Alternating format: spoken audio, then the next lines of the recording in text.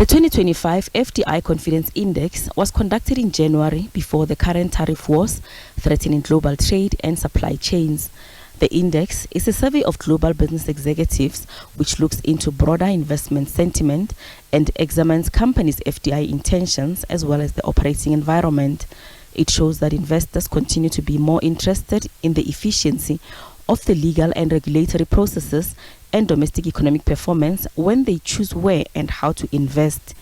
At the beginning of the year, investors were concerned about the effects of external risks, with many worried about the rise in commodity prices due to geopolitical tensions and the possible supply chain disruptions.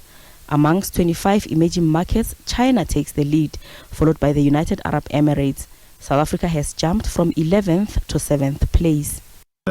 Inconsistent power supply, and that was a huge challenge in terms of influencing investors and them putting capital into the country to take advantage of opportunities.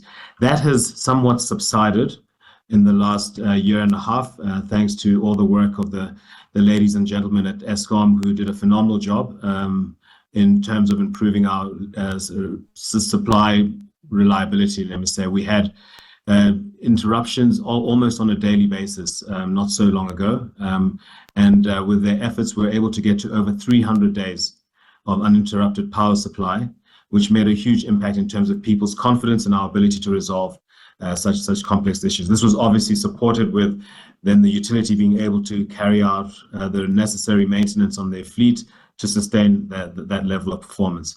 We also, through the renewables program, were able to add significant capacity coming in from the renewables, and we're up to about 3,000 megawatts that's now available to the grid, as well as we were able to realize significant savings in terms of usage of peaking power. So we reduced the amount of peaking power we had to use in the open cycle gas turbines. So I think this resonated really well with investors. In the past, it's always been kind of the albatross around our neck.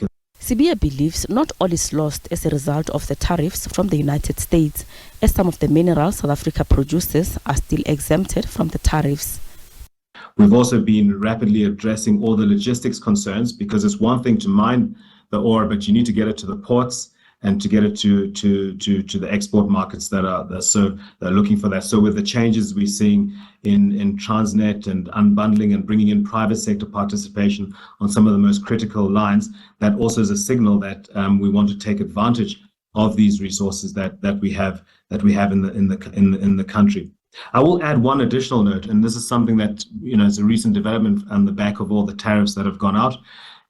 Is that we have been fortunate in some regards, and things could change, but not all our minerals were actually tariffed. So there's been a number of exemptions that we are aware of, and as you know, we export about 65 billion rands worth of minerals to the US, and of that 75% comprises of our PGMs, our platinum group minerals, and they have been exempted. So the impact would actually be not as severe as it could have been. Of course, iron is still affected, and I think some of the others like gold and diamonds are affected.